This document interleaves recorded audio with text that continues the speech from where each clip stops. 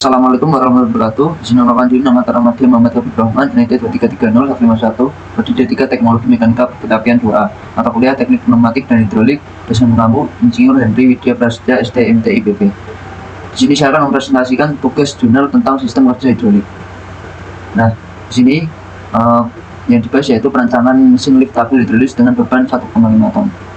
Pendahuluan. Nah, setiap perusahaan berpacu pada penggunaan teknologi. Semakin baik teknologi, maka semakin baik pada mesin perusahaan, maka hasil produksi semakin baik kualitasnya maupun kuantitasnya. Nah, mesin tersebut digunakan untuk meminimalisir jumlah karyawan sehingga perusahaan tidak menggunakan banyak manusia dalam proses produksi di perusahaan tersebut. Nah, di sisi lain kualitas tetap terjaga dan hasil produksi dapat mencapai target permintaan pasar yang begitu tinggi sehingga perusahaan mendapatkan profit yang besar.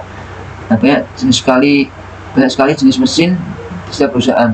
Salah satunya sistem Frida hidrolis, yaitu sistem pemindah tenaga dengan menggunakan zat cair atau Frida sebagai perantara. Nah, sistem ini digunakan pada mesin yang membutuhkan sistem pemindah tenaga yang besar. Nah, sistem hidrolis ini mempunyai banyak keunggulan dibanding menggunakan sistem mekanikal. Nah, adapun keuntungannya menggunakan sistem hidrolis yaitu dapat menyalurkan torque dan gaya yang besar, pencegahan overload tidak sulit, kontrol gaya pengoperasian mudah dan cepat, getaran yang tidak relatif lebih kecil, dan daya tahan lebih lama.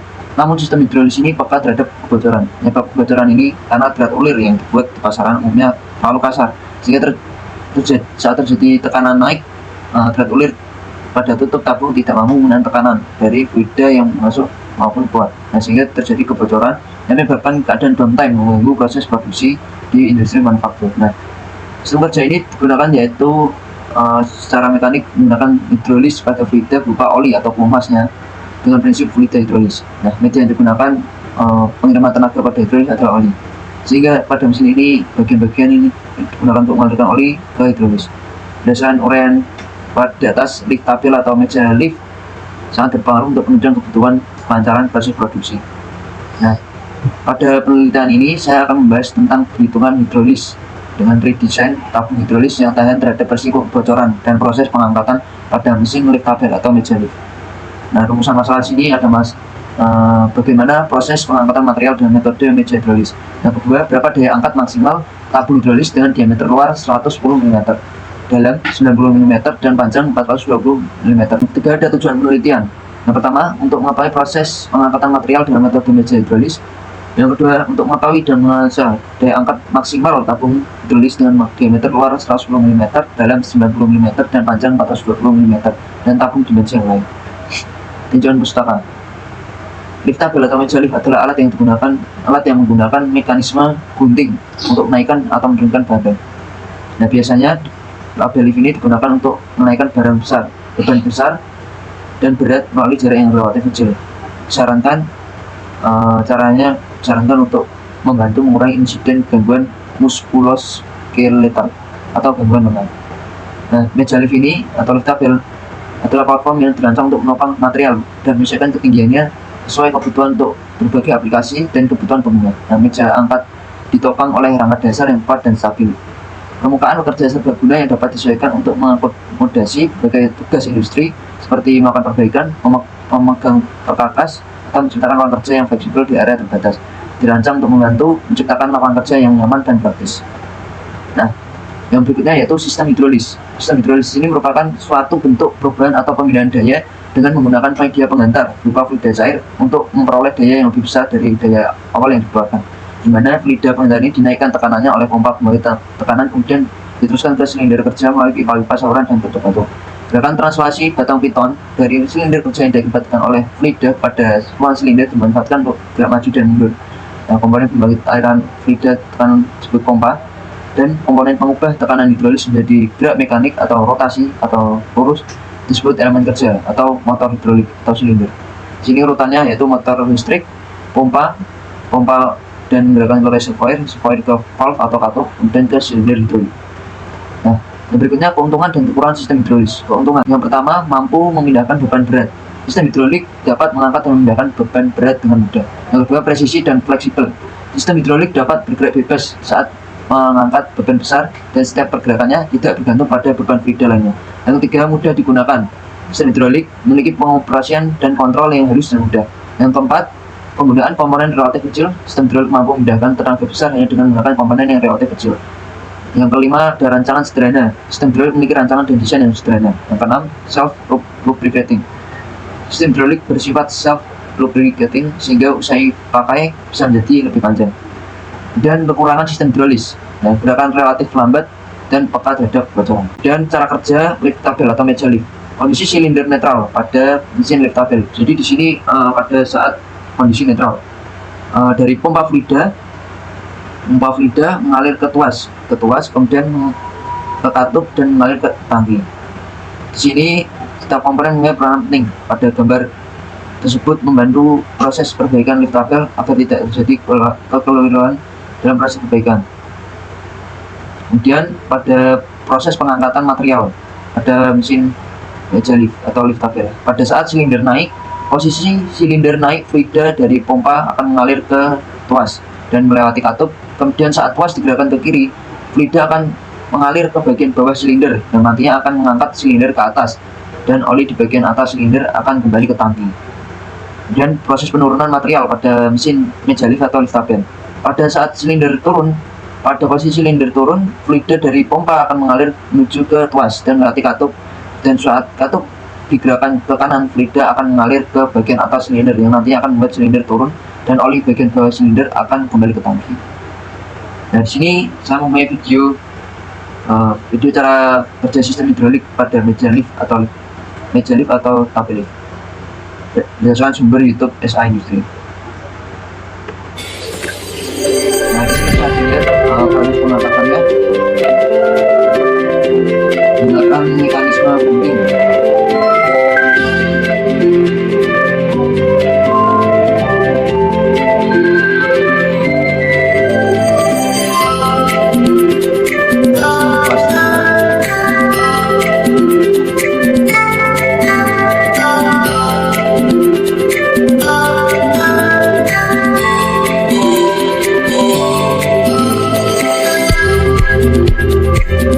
Nah, begitulah proses cara kerja sistem hidrolik pada meja lift atau tabel.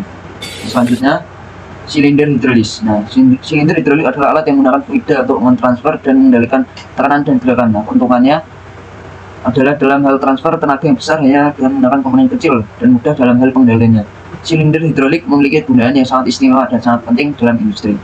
Sini ada beberapa komponennya, yaitu jenis sleeve, gland, barrel, piston, pin. Nah, selanjutnya permasalahan sini penyebab kebocoran terjadi pada tutup dikarenakan drat ulir yang dibuat pasaran terlalu basah, sehingga terjadi tekanan. Saat terjadi tekanan naik, drat ulir pada tutup tabung hidrolis tidak mampu menahan tekanan dari fluida yang masuk maupun keluar, sehingga sering terjadi kebocoran pada tutup tabung hidrolis. Nah, sedangkan untuk mengukur tingkat kebocoran pada tabung hidrolis kita ukur dengan satuan menit pada posisi mesin liftable terangkat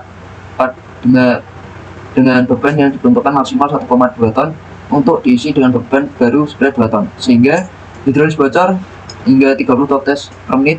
Pada tetesan oli yang semakin banyak sehingga menyebabkan oli hidrolik terus berkurang, dapat merusak sistem kerja hidrolik dan tekanan juga semakin berkurang. Dengan mengingat alat ini terus bekerja setiap hari, selain itu oli hidrolis juga dapat mengotori lantai kerja yang berpotensi bahaya sebagai kecelakaan kerja. Nah, di sini ada metodologi penelitian. Pertama kita mulai, kemudian ke studi pendahuluan. Di sini kita lakukan studi pendahuluan yang meliputi studi lapangan dan studi literatur. Di sini lapangan bisa kita uji, kemudian mengidentifikasi lapangannya, kemudian literaturnya terkait jurnal atau buku-buku. Kemudian setelah kita studi, lakukan identifikasi hidrolis untuk mesin tabel lift. Kemudian setelah diidentifikasi, lakukan modifikasi. Setelah modifikasi, proses menggambar hidrolis. Setelah proses menggambar hidrolis, proses perhitungan tekanan pada hidrolis. Nah, kita cek jika sesuai, maka lanjut ke interpretasi hasil. Nah, jika tidak sesuai, maka akan kembali ke proses perhitungan.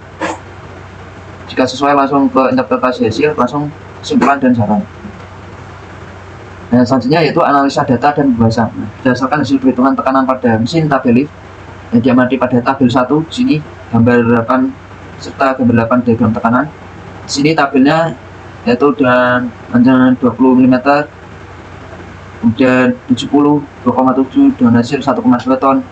Jika diameter dalam 40 dan diameter luar 90, dan di sini ada 3,5, kemudian hasilnya 2,5, sekitar 2,5, 60, 110, matematika menghasilkan 4 ton, sekitar 4 ton. Nah, di sini bisa kita lihat pada grafik di sini gaya dorong sini force, terus tekanan sini tekanan, dan diameternya di sini sesuai warnanya. Nah, keterangan di sini menunjukkan 1 inch 25,4 mm. Di sini ada diagram tekanan. Misalkan di sini kita menguji tekanannya pada 2000, pada misalkan yang kuning 2, maka kita tarik di sini 2000, kemudian ke sini dan kita tarik sekitar 5000,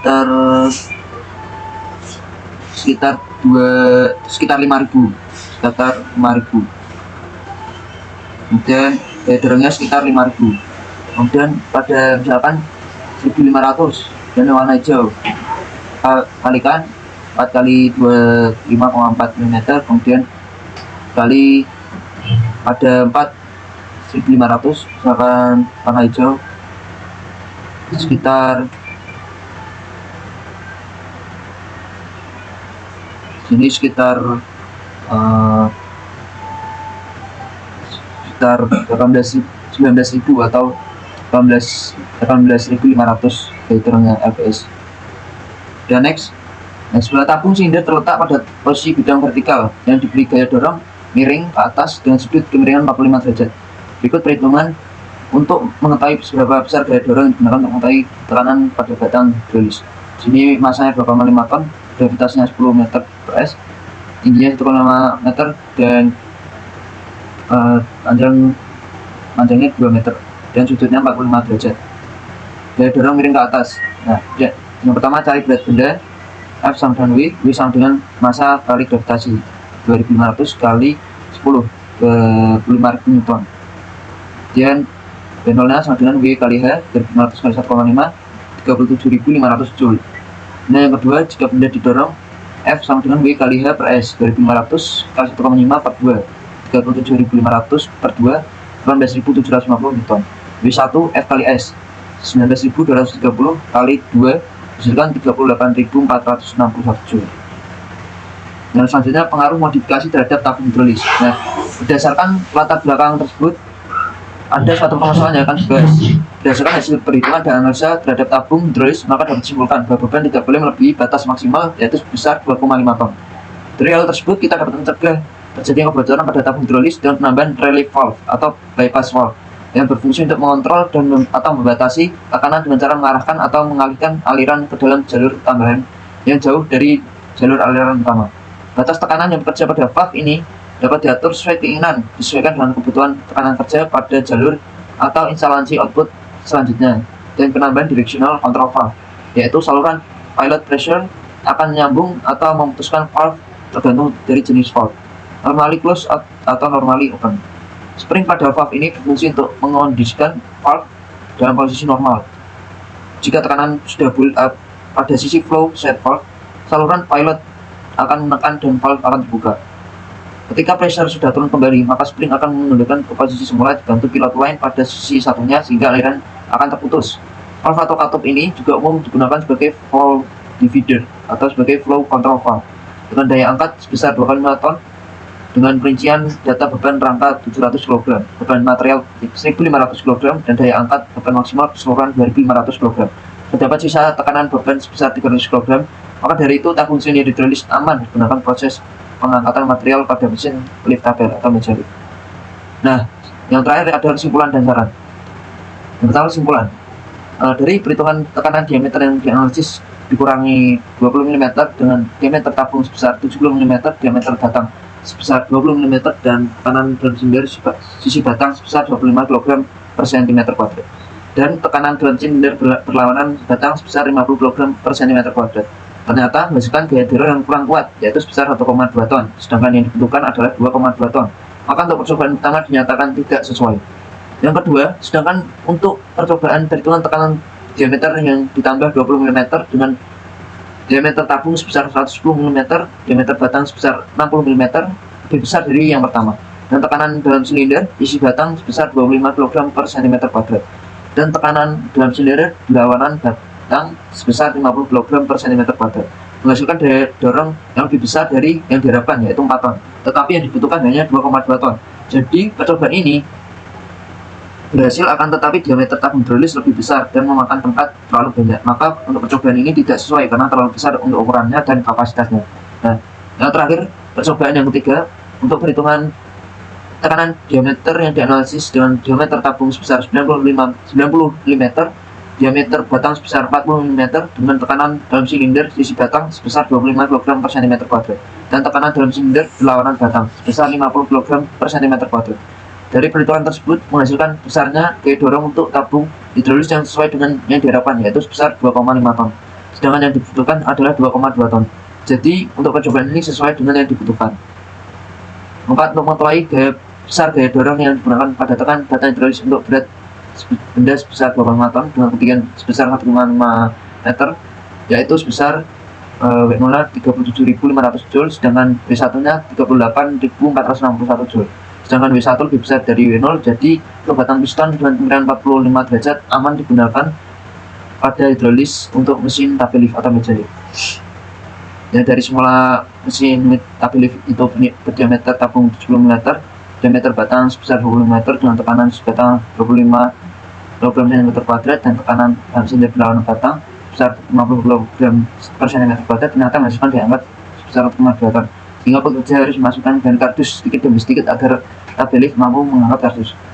Jika mesin tabel lift diberi beban terlalu banyak, maka mesin tabel lift akan terjadi bocor dan menjadi cepat rusak, sehingga sangat tidak efisien sekali bagi perusahaan, pekerja, dan teknisi yang harus berkali-kali untuk memperbaikinya.